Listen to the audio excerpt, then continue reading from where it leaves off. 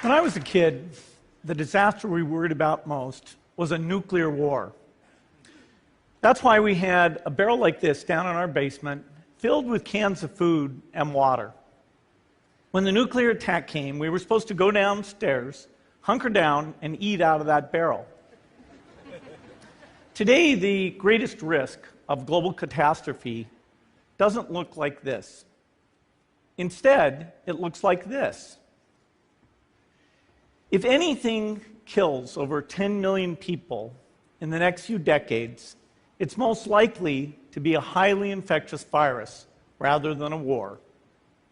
Not missiles, but microbes.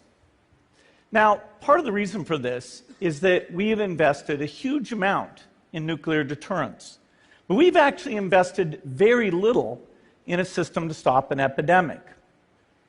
We're not ready for the next epidemic. Let's look at Ebola. I'm sure all of you read about it in the newspaper. Lots of tough challenges. I followed it carefully through the case analysis tools we use to track polio eradication.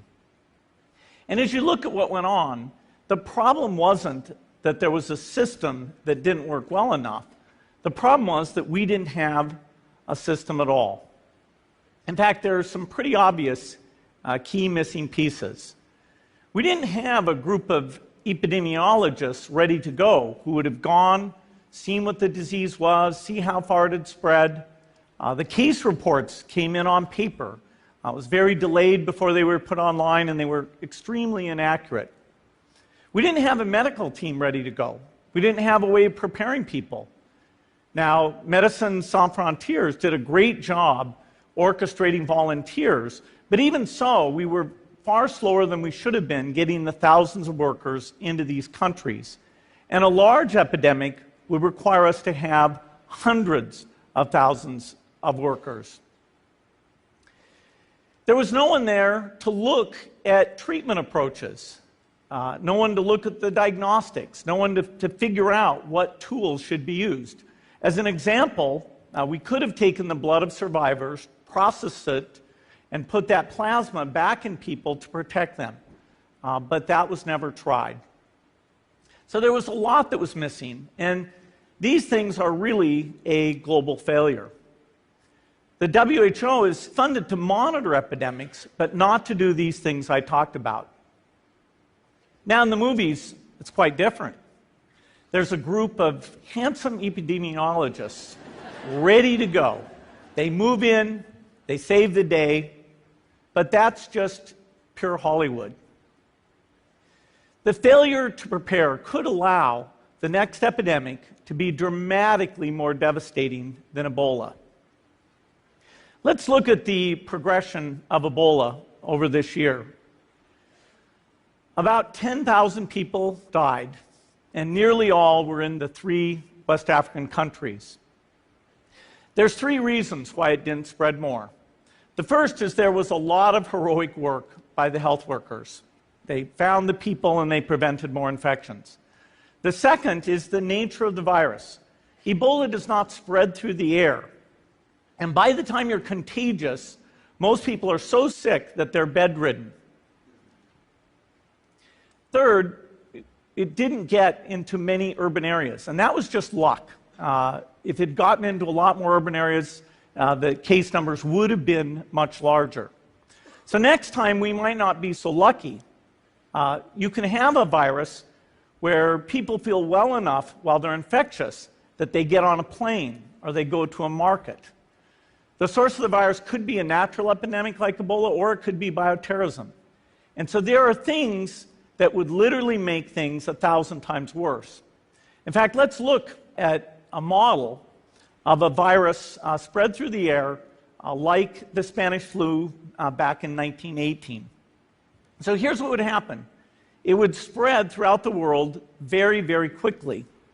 And you can see there's over 30 million people die from that epidemic. So this is a serious problem. We should be concerned. But in fact, we can build a really good response system. We have the benefits of all the science and technology that we talk about here.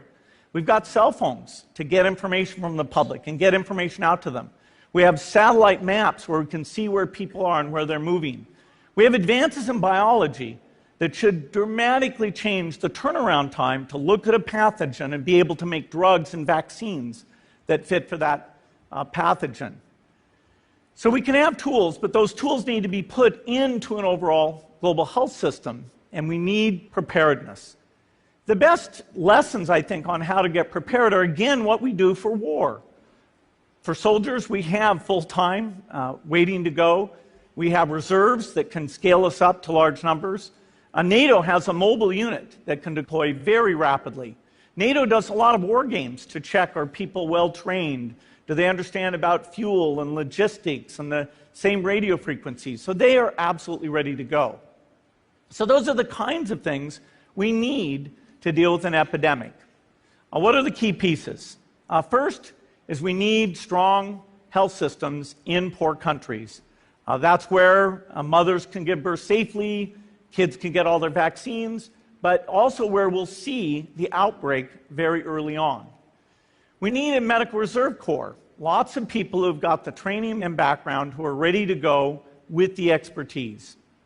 And then we need to pair those medical people with the military, taking advantage of the military's ability to move fast, do logistics, and secure areas. We need to do simulations, germ games, not war games, so that we see where the holes are. The last time a germ game was done in the United States was back in 2001, and it didn't go so well. So far, the score is germs 1, people 0. Finally, we need lots of advanced R&D in areas of vaccines and diagnostics. There are some big breakthroughs, like adeno-associated virus, that could work very, very quickly. Now, I don't have an exact budget for what this would cost, but I'm quite sure it's very modest compared to the potential harm.